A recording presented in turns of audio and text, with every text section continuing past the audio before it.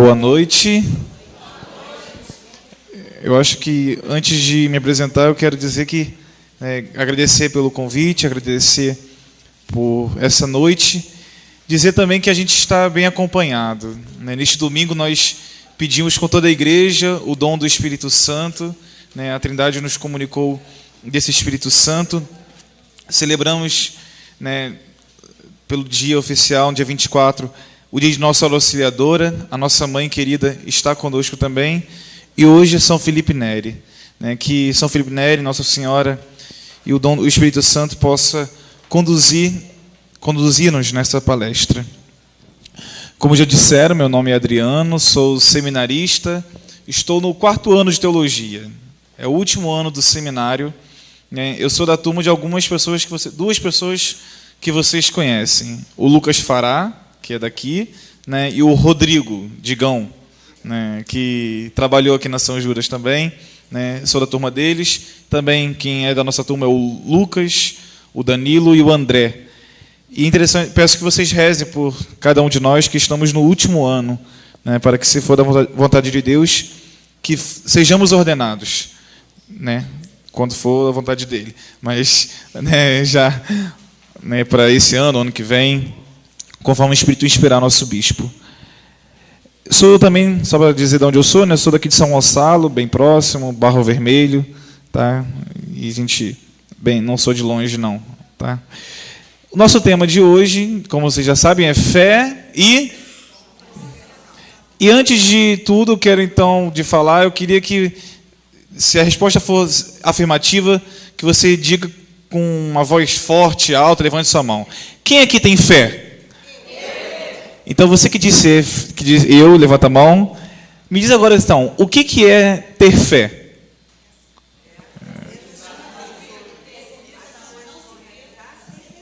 Ter certeza daquilo que não se vê. Alguém falou de convicção. Tá. Tem uma passagem bíblica que fala disso. Quem sabe dizer? Isso. Vamos lá. Hebreus 11. Carta aos Hebreus, capítulo 11, versículo 1.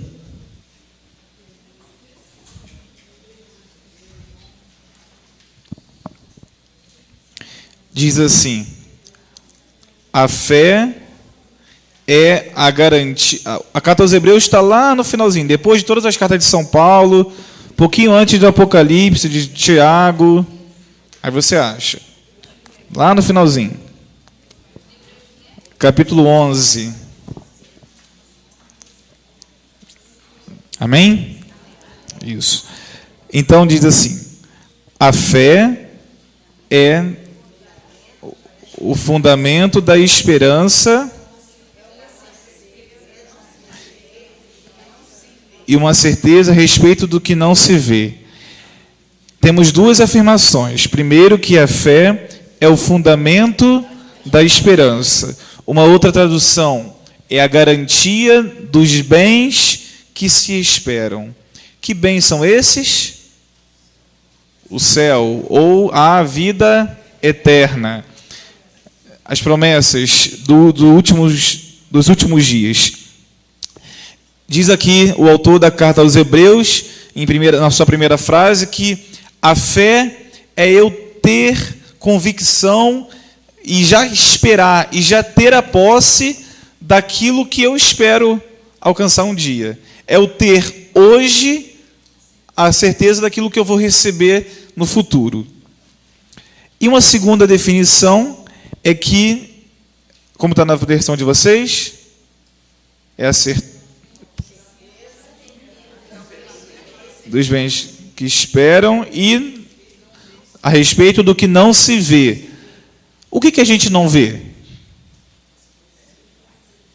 As coisas espirituais? Só isso que a gente não vê? O que mais que a gente não vê? A gente não vê Deus, os anjos. Oi? O ar. Eu não vejo quem está atrás dessa parede. Eu não vejo quem está lá na rua. Tem muitas coisas que eu não vejo. Mas por que ele diz que a fé eu acreditar nas coisas que não se veem. Então, tudo isso que eu não vejo é uma fé? E se eu disser que é sim? Se eu disser que... Vamos lá. Quem aqui, né, veio para cá, de repente, de táxi? Ninguém. Quem de ônibus? Quem veio do trabalho? Veio... que tá? Renata. Renata, você, quando entrou no ônibus, você perguntou ao motorista se ele tinha carteira de habilitação? Você perguntou se o ônibus estava vistoriado? E por que você entrou no ônibus? Porque ela tinha certeza de que ele tinha carteira de habilitação, de que o ônibus estava vistoriado. Quando você... Vamos lá. Mesma coisa, eu falei do táxi. Você pega um táxi, você pergunta ao motorista se ele pagou o IPVA do carro? Oi? Se é o táxi pirata? A gente vive constantemente dimensões de fé que está não para além da nossa vida, não no transcendente, mas a gente tem dimensões de fé que está no nosso contato. E aí a gente diz que isso é uma fé humana. É uma fé que eu acredito no outro. É uma fé que eu digo que eu acredito em você, acredito no que me disseram. E quando a fé é de uma realidade sobrenatural, aí eu posso dizer que é uma fé divina, ou uma fé sobrenatural. Por que eu estou dizendo isso? Para a gente entender como que deve ser a nossa fé cristã. Porque muita gente, às vezes, diz assim, eu tenho fé. Mas por que você tem fé? Porque minha família sempre foi católica. Porque eu fui educado em berço católico. Porque eu vou para a igreja e eu me sinto bem.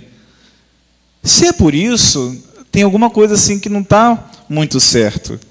Porque a fé, ela tem que ser essa certeza que o autor da Carta aos Hebreus fala. A certeza dos bens que não se veem. Ou já a esperança, a posse dos bens que eu espero. Se você está hoje na igreja porque é por cultura, por família, ou porque sente bem, calma, ainda dá tempo. Nosso tema hoje é justamente fé e conversão. E a minha proposta de palestra hoje, aqui, dessa pregação, é propor a vocês, primeiramente, uma nova experiência de fé em Cristo. Uma nova experiência de aderir profundamente à fé no ressuscitado. E depois também, um pouco de dicas de como que a gente pode transmitir a fé para quem não tem. Como que a gente pode fazer para conduzir alguém para Cristo. Tá ok? Então essas são as minhas duas intenções. Espero conseguir. Todos nós precisamos renovar a nossa fé. O catecismo ele traz uma outra definição de fé, um pouquinho diferente, que talvez seja um pouco mais esclarecedora. Está no catecismo número 150. 150. Depois podem conferir. É muito claro. Olha como que diz. A fé é, primeiramente, uma adesão pessoal do homem a Deus. A fé é, primeiramente, uma adesão pessoal, ou seja, eu quero, eu me decido, eu hoje digo que eu acredito, é uma adesão, uma aceitação, eu aceito, né, uma certeza de que eu quero Deus para mim. É uma adesão pessoal do homem a Deus. Eu vou aderir Deus para mim. E, ao mesmo tempo, e inseparavelmente, a fé é o assentimento livre de toda a verdade que Deus revelou. Em primeiro lugar, é a pessoa de Deus que eu vou aderir. E, em segundo momento, a fé é uma adesão de toda a verdade que Deus revelou. E aí é importante a gente saber que verdade é essa que Deus revelou. Como que Deus ele se revelou? Como que Deus ele se comunica ao homem para que eu possa dizer, eu acredito nessa mensagem, eu dou fé. Antes de a gente passar para essa revelação de Deus, vale a pena ainda a gente reforçar essa ideia. Que então a fé que a gente tem, quando eu digo que eu tenho fé, eu acredito em Deus, é que eu estou dizendo, tudo aquilo que Deus revelou, eu acredito e eu assumo na minha vida. Tudo. Né? Eu acredito na pessoa de Deus. No entanto, o nosso acesso a Deus é sempre mediado. Deus, ele escolheu mediadores para que nós nos comunicássemos com ele. Primeiro mediador que temos na história, quem é? Primeiro mediador? Jesus, primeiro no sentido de grau de importância, mas primeiro no sentido histórico. Abraão. Depois uma segunda figura assim, passando por uns anos, uns séculos, Moisés. Né? E depois vem os profetas. Deus, ele sempre se utiliza de mediadores para comunicar-se conosco. E, claro, na plenitude dos tempos, alguém disse, Jesus Cristo, o próprio Deus, ele se torna o único mediador, que não dispensa também outros mediadores. É através desses mediadores que Deus, ele se revela, ele se comunica, ele se dá a conhecer. Né? Quando Deus criou o mundo, criou o homem naquele estado primitivo, o homem, ao pecar, o que ele faz? Ele se afasta de Deus. E para que ele chegasse a Deus, tudo se torna muito difícil. Tudo se torna dificultado, fica dificultado. Porque o pecado original cria essa repulsa do homem para Deus. E Deus, então, em Abraão, ele começa uma história de amor. Uma história de amor que não está presa na família de Abraão, na família ali, logo os seus primeiros filhos. Essa história de amor, ela envolverá todos os povos, e envolve a mim e a você hoje. A história de amor de Deus para a sua vida, ela começa na criação e naquela revelação de Deus a Abraão. E ele traça um plano, que ele deseja fazer de Abraão pai de um povo e dar-lhe uma terra.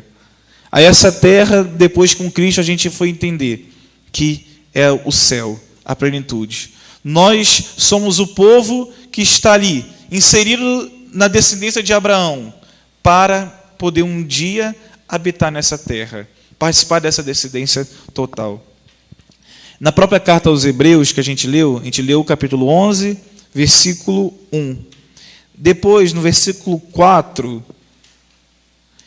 já desde o 3, mas eu começo do 4, o autor, ele começa a elogiar todas as pessoas que foram movidas por uma fé em Deus.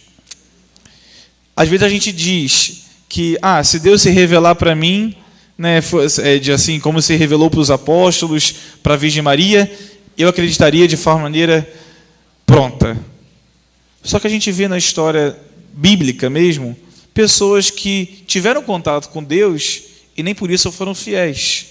Os próprios apóstolos viram milagres de Jesus. Judas o traiu, Pedro o negou. O que garante que nós, se tivéssemos contato assim, humano, direto com Cristo, nós também não trairíamos ele? A fé, se ela não é essa adesão, ela perde o seu sentido pleno. A fé, o simples fato de eu ver a Deus, não garante essa plenitude da minha fé. Para que essa fé seja plena, eu preciso que dar crédito inteiro a quem me revela. Se a revelação é direta, de Cristo, a Ele. Mas se a revelação é mediada, eu dou crédito a quem foi o mediador. Olha como que a carta aos Hebreus diz. Foi pela fé que Abel ofereceu a Deus o sacrifício melhor que o de Caim. Depois, versículo 5. Foi pela fé que Enoque foi arrebatado. Versículo 7. Foi pela fé que Noé foi avisado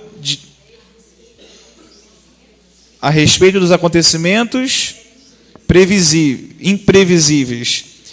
Versículo 8.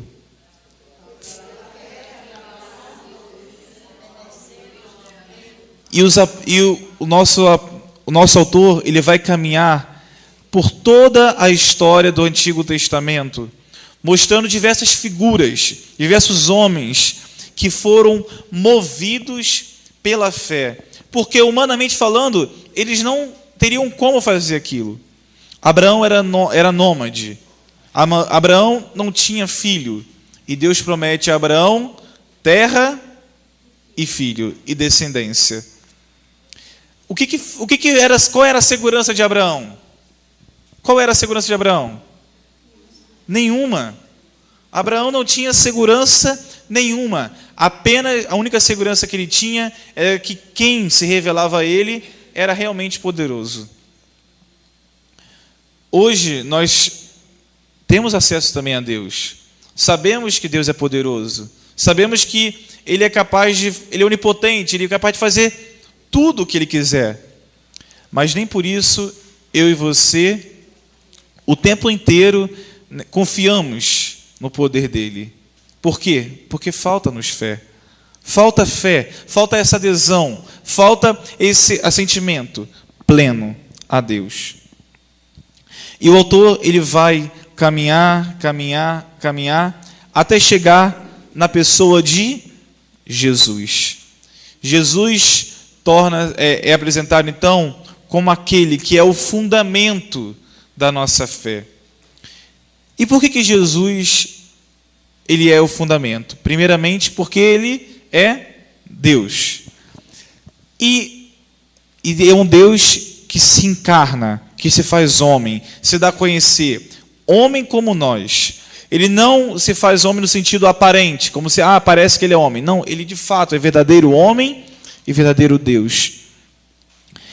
Mas qual é para vocês, em toda a história de Jesus, o acontecimento mais fundamental da nossa fé? O que é aquilo que difere a fé cristã e que dá para a gente uma confiança, uma esperança da vida eterna? A ressurreição. Jesus, ele se encarna, ele se faz homem, ele morre, porém o seu corpo não é possível de ser encontrado, porque já está no céu. A nossa fé, então, a partir da ressurreição de Cristo, ela é uma fé no ressuscitado. É um Deus que se faz homem, que morre e já ressuscita, antecipando o que nós viveremos um dia. Cristo antecipa aquilo que está prometido para cada um de nós. O túmulo vazio é uma realidade que nós podemos, entre aspas, tocar. Porque na época os testemunhos já relatavam que o corpo ressuscitou. Não apenas sumiu, mas ressuscitou. E nós podemos ver o túmulo vazio. Nós podemos ainda ver graças que acontecem através desses túmulos. Falamos desse túmulo mais adiante. Apenas para reforçar a ideia, vamos pegar agora a carta de São Paulo aos Coríntios. Está próximo daí, volta um pouquinho. Vai passar aí, Coríntios, primeira carta aos Coríntios. Passa Timóteo, Gálatas. Se chegar no Romanos, você volta, porque passou já. Capítulo 15, no versículo 12. Primeira carta aos Coríntios, capítulo 15, versículo 12.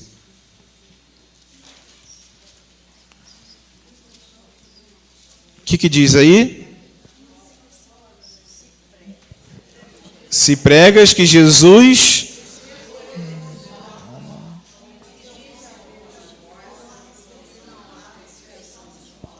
Se dizeis que Jesus Cristo não ressuscitou dos mortos, porque não há ressurreição... Deixa eu ler na minha versão, senão eu vou me perder. Ora, se proclama que Cristo ressuscitou dos mortos, como alguns dizem entre vós que não há ressurreição dos mortos? É uma pergunta. Se não há ressurreição dos mortos, também Cristo não ressuscitou. Se não existe ressurreição dos mortos, Cristo não ressuscitou. E se Cristo não ressuscitou, vazia é a nossa pregação. vazia também é a nossa fé. Acontece mesmo que somos falsas testemunhas de Deus, pois atestamos contra Deus que Ele ressuscitou a Cristo, quando de fato não ressuscitou, se é que os mortos não ressuscitam. Se os mortos não ressuscitam, o que a gente afirma é falso. São Paulo está voltando à mesma ideia. Pois se os mortos não ressuscitam, também Cristo não ressuscitou. E se Cristo não ressuscitou, ilusória é a vossa fé. E ainda estáis no pecado, mas está bom. Perceba que São Paulo ele afirma duas vezes.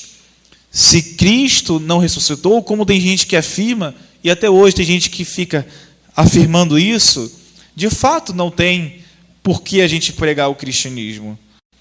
Tem gente que fala assim, não importa se Cristo ressuscitou, se o seu corpo, se acharem o corpo de Jesus. Como assim? Importa. Se acharem o corpo de Jesus, importa. Por quê? Seria dizer que a gente foi enganado, né, que a nossa fé é falsa. No entanto, nós podemos constatar que Cristo, Ele ressuscitou. E daí vem todo o nosso caminho. A igreja é uma das nossas mediadoras, que eu falei, Moisés, Abraão, Cristo. Pela igreja nós temos acesso à ressurreição de Jesus.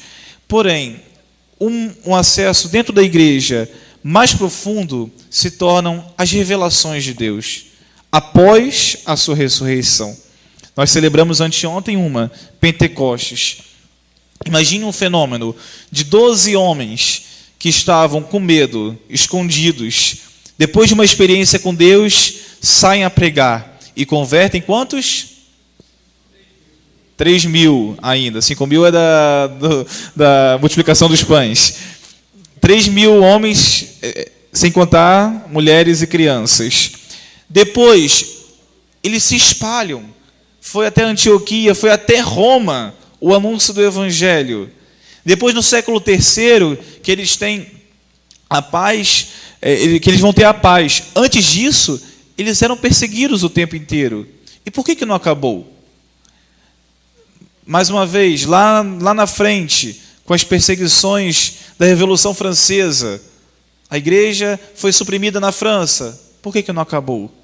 Hoje, a igreja lá oprimida no Oriente Médio. O que não permite que a igreja acabe? Exatamente. A presença, não só do Espírito Santo, da Trindade, né? Na igreja, faz com que ela permaneça para sempre. Dizia Napoleão para um cardeal, que ele chegou para o cardeal e falou assim, eu vou acabar com a igreja. Aí o cardeal falou assim, olha, se a gente que está dentro não conseguiu acabar ainda, você também não vai conseguir. Os pecados que tem na igreja, os escândalos que saem na mídia, tudo, isso não faz com que a igreja acabe. Por quê? Quantas instituições que existem no mundo, quantos impérios que diziam ser inabaláveis, ruíram. Por que a igreja não acaba? Vão dizer talvez alguém aí com um espírito mais marxista que seja o sistema da igreja que não permita que ela acabe, etc. Não, a igreja não está preocupada com isso. Existe uma realidade muito além de nós que faz com que a igreja ela permaneça firme. E essa realidade é o Espírito Santo de Deus, é a Trindade. É Cristo vivo e ressuscitado no meio de nós. E nós podemos ter acesso. Porém, como eu disse ainda um pouco mais, a gente às vezes titubeia na fé. A gente não permanece firme. E a gente precisa então trabalhar para que a nossa fé tenha uma firmeza na rocha. Para que nós possamos ser como aquela casa construída sobre a rocha. Que vem o vento, vem a chuva, vem a tempestade e não derruba a casa. Antes de a gente querer rezar e pedir o dom do Espírito Santo para fortalecer a nossa fé, a gente também tem que entender que a fé é um dom. Se eu e você estamos aqui, se eu e você recebemos o batismo, foi porque, antes de tudo, antes de querermos, ou nossos pais quererem o batismo, Deus quis. Deus, Ele nos escolheu, Deus, Ele nos concedeu uma primeira centelha, uma primeira chama dessa fé. E saibamos que existe um mundo de inimigos que tentará e tenta e tentou tirar essa nossa fé, tirar esse dom, tirar esse impulso que a gente tem pelo sagrado, por Deus, pelo belo, pela bondade, que é o próprio Deus. Que a gente pode reunir em 3. Quem vocês podem me ajudar? 3 inimigos espirituais que a igreja sempre nos apresenta. O demônio. O que mais? O mundo. E o terceiro, quem acerta? Pecado de quem? Eu mesmo. O demônio, o mundo e eu mesmo. O demônio o tempo todo está ao nosso redor e rodeia como um leão a rugir, pronto a nos devorar, diz a carta de São Pedro. O demônio o tempo todo está nos tentando, o tempo todo fará de tudo para nos perdermos. E por vezes, talvez ele tenha um pouco de vitória na gente. Mas não é o demônio o único culpado de tudo. Talvez o culpado lá no pecado original, sim, tenha lá a ação dele. Existem também outras forças do mal que estão ao nosso redor e não são diretamente, pode ser indiretamente, mas diretamente não são o demônio. A igreja nos apresenta, que é o mundo. O que entende como mundo? O mundo é um termo um pouco abstrato, né? Pode ser o pecado que já está consolidado ao nosso redor, pode ser outras pessoas, pode ser alguma realidade, contexto, coisas que estão ao nosso redor e que nos afastam de Deus. E uma terceira realidade que nos repele de Deus somos nós mesmos. Nós temos em nós a marca do pecado original e vive na gente uma verdadeira contradição. Ora nós queremos o bem, ora nós queremos o mal, ora nós queremos exigir uma fidelidade, mas ora o demônio também, na sua marca, puxa-nos contra Deus. Um filme que representa muito isso, que é de um autor cristão, é O Senhor dos Anéis. Né? Tem aquela figura do Sméagol, né, que fica o tempo inteiro desejando o anel, que é o mal, mas ao mesmo tempo tem consciência do mal que o anel lhe faz. E ele, por vezes, ele se revolta porque ele quis o anel. E fica nessa constante luta do anel e não quer o anel. Esse filme pode ir talvez ilustrar um pouco para a gente. Essa luta que existe dentro de nós. Às vezes de desejar o pecado, de querer o pecado, mas, ao mesmo tempo, não desejar ofender a Deus. E o pecado, com isso, ele acaba nos afastando do próprio Deus. À medida que a gente adere ao pecado, adere ao demônio, adere às tentações, dessas 3 tentações, nós acabamos também perdendo daquele dom que Deus plantou, daquela sementinha que Deus plantou em nosso coração. Daí vem diversas já tentações que estão encarnadas na nossa sociedade, né? Tem o materialismo, esse modo de ver tudo como pura matéria, essa total exclusão da transcendência, da divindade, de tudo achar que eu posso resolver no aqui, no agora. Também o materialismo político também. A sociedade de consumo que nós vivemos ofusca a nossa visão de Deus. A gente está o tempo todo tentado a querer algo mais, a querer comprar algo diferente, a querer ter algo que foi lançado. Esse desejo de consumo, né, ele entra também dentro do nosso coração e ofusca Deus como o único necessário que eu tenho. Se eu tenho plena consciência de que Deus é a única coisa que eu preciso, tudo isso é colocado em segundo plano. Vivemos também numa sociedade relativista. Tudo é relativo. Cada um tem o seu ponto de vista. Cada um pensa como quer. A verdade, ela se torna, então, também relativa. Na verdade, não existe a verdade, quase redundante, né? Mas existem as verdades. E se existem muitas verdades, nenhuma delas é verdadeira. Portanto, só existe falsidade. Deus, verdade plena, não é possível chegar até Ele. Uma quarta e última tentação que existe em nossa sociedade, desde lá do início da Idade Moderna, é o racionalismo. Tudo tem que ser explicado pela razão. E aí eu trago uma imagem de um outro filme, As Aventuras de Pi. É um filme, talvez possa ser visto assim com diversão, mas o filme tem uma linha que costura o início e o fim do filme, que é o tema da fé. O Pi, ele passa por uma experiência de fé. O filme não é cristão, não, tá ok? Assim, o filme é até relativista. O Pi, ele tem 3 experiências religiosas. Uma delas é o cristianismo. E o jornalista chega para ele para saber como que ele conseguiu chegar à fé dele. Ele ficou curioso daquela experiência de fé que ele teve. Encurtando bastante a história do filme, né, ele tem que contar no final do filme 2 histórias de um naufrágio que ele teve. Uma história é a verdadeira, porém, os entrevistadores não acreditam. Então, o que ele tem que fazer? Ele tem que contar uma história que o entrevistador possa acreditar. E ele conta a história falsa. O jornalista que pergunta, mas e aí? E a fé? O Pi fala para o jornalista, eu te contei 2 histórias, você decide qual você quer acreditar. O que isso ilumina? Isso não é, como eu falei, a fé cristã, mas ilumina para entendermos a fé.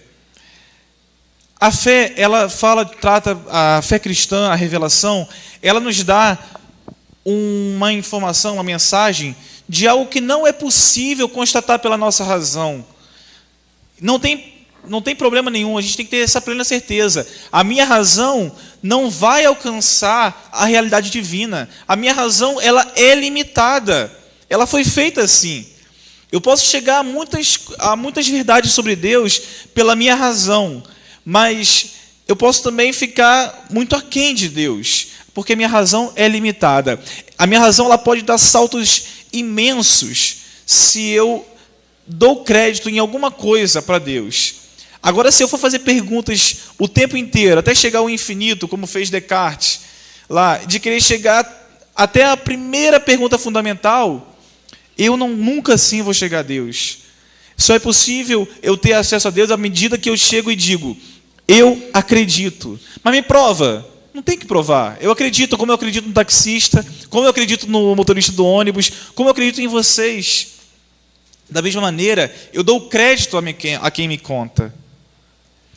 A igreja, ela caminhou esses 2 anos testemunhando algo que foi vivido pelos apóstolos.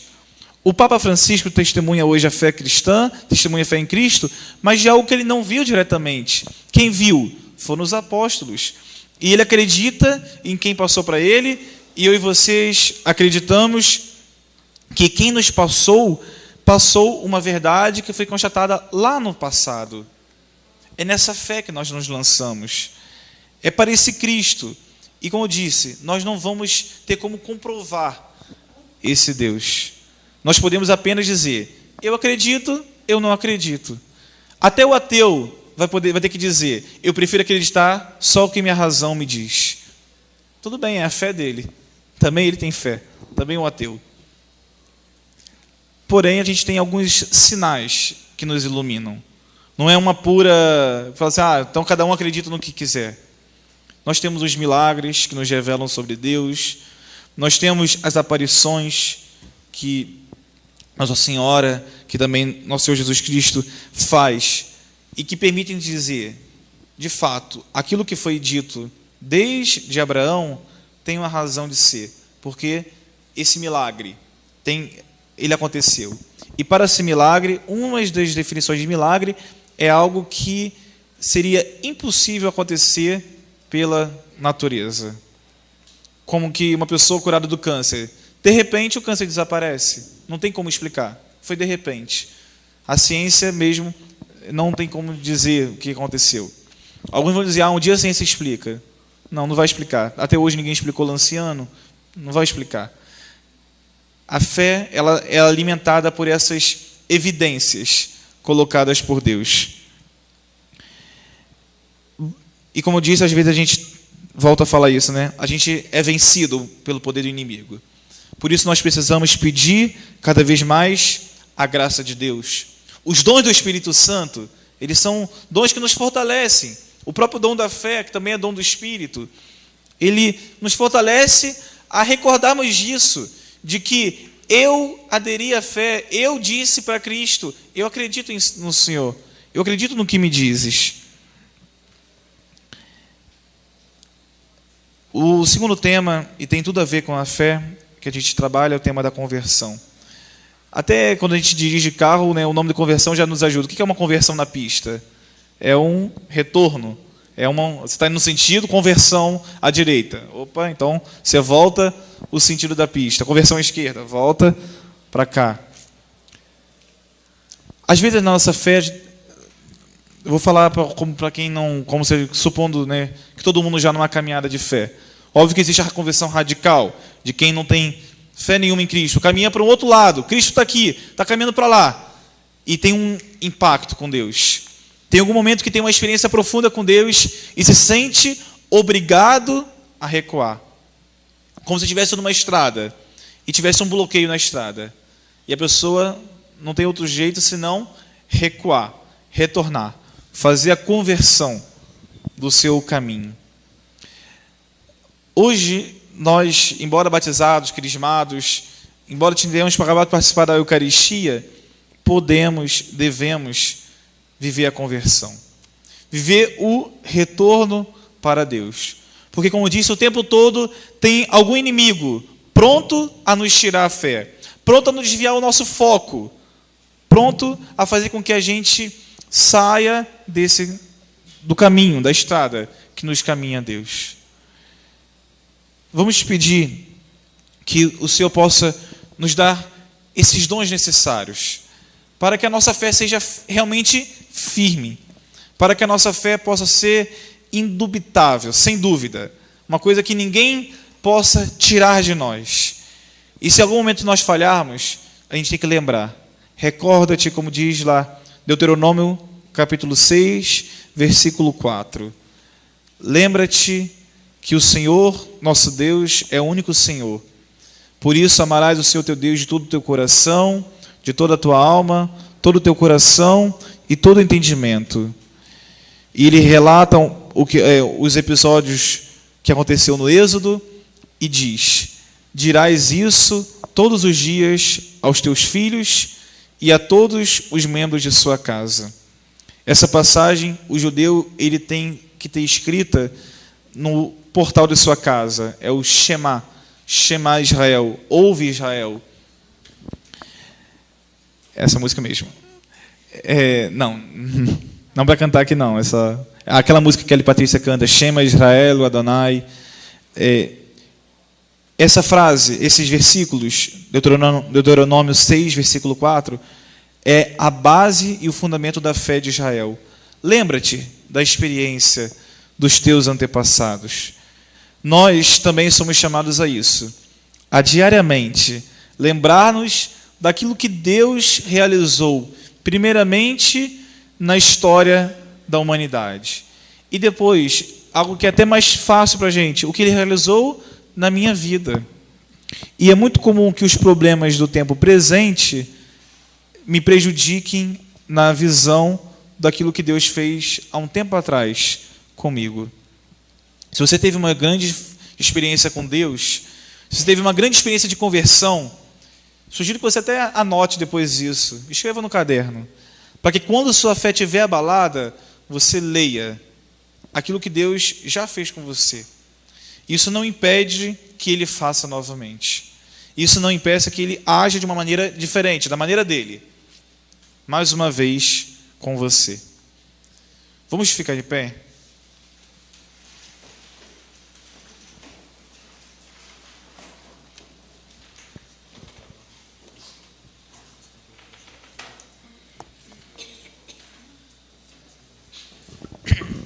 Vamos pedir que o Espírito Santo possa nos dar uma visão mais clara. O Papa Francisco escreveu uma encíclica sobre fé. Quem sabe o nome da encíclica que o Papa Francisco escreveu? Lumen Fidei, que tradução é Luz da Fé. E o Papa Francisco nos diz que a fé é como uma luz. É uma luz que está diante da gente, que nos faz caminhar. É igual quando a gente está andando na neblina, né? À medida que a gente vai andando, a gente vai enxergando. É como se fosse aquele primeiro raio solar que vai abrir na neblina, para a gente poder caminhar, para a gente poder ver o caminho. A fé é essa luz. Eu vejo alguma coisa, ele me impulsiona. Algo que meus olhos humanos, a luz natural, ela não me permite enxergar, mas a luz da fé permite. Vamos então pedir isso a Deus. Convido você então a fechar seus olhos e dizer agora para Deus, pedindo a Ele que possa trazer essa luz ao seu coração, à sua mente. Vamos pedindo, Senhor Jesus, eu quero te pedir nesta noite que envie o Espírito Santo sobre mim. Dai-me a graça de poder enxergar-te melhor. Não te enxergar com olhos humanos. Não quero te enxergar simplesmente com a minha razão técnica, científica. Eu quero te enxergar, Senhor, pela minha convicção de que o Senhor é Deus, de que o Senhor está do meu lado, de que eu posso tocar no Senhor pela minha fé, de que eu posso ter acesso ao Senhor. Vem, Senhor, trazer essa luz aos meus olhos, essa luz verdadeira que me aponta para o céu, me aponta também para o caminho da cruz, mas me aponta primeiramente para a ressurreição que é prometida para mim. Abra, escancara as portas do meu coração, faz com que eu tenha uma verdadeira conversão, que eu tire tudo aquilo que me prende aos meus caprichos, ao desejo de satisfazer os meus desejos, e me dê hoje, Senhor, um desejo de fazer plenamente a sua vontade, para que os meus olhos não fiquem cegos. Não me permita, Senhor, tira de mim toda cegueira espiritual, todo o desejo de resolver as coisas por mim mesmo. Dai-me uma confiança na vossa providência. O Senhor é a minha providência. O Senhor é capaz de me dar o que eu preciso, a graça que eu necessito hoje, também as necessidades materiais que eu preciso hoje. O Senhor é o providente, o Senhor que proveu a minha vida, pode prover também hoje as minhas necessidades espirituais, minhas necessidades materiais. Por isso, Senhor, quero me lançar mais uma vez hoje. Como eu já me lancei tantas vezes, mais uma vez eu me lanço, Senhor, para que a minha fé não possa ser abalada. Senhor, eu te peço perdão por todas as vezes, peçamos perdão também pelas vezes que eu duvidei de Ti, pelas vezes que eu te exigi uma prova do Seu amor, Senhor. Perdão, Senhor. Perdão, Senhor, pelas vezes que eu quis te entender com a minha razão mesquinha. Perdão, Senhor. Perdão, Senhor, pelas vezes que eu quis te buscar nas coisas materiais. Perdão, Senhor. Perdão pelas vezes que eu confiei mais em mim do que no Senhor. Perdão, Senhor. E agora, confiante de que podemos alcançar o Senhor, podemos ter esse contato pela fé, auxiliados por essa música, vamos dizer isso para o Senhor, dizer que a gente abre as portas do nosso coração, que a gente abre as portas da nossa alma, para que o Senhor possa agir em nós. Eu abro as portas do meu coração, te dou livre acesso, Senhor. Eu abro as portas do meu coração, te dou livre acesso. Deixa o Senhor entrar no seu coração.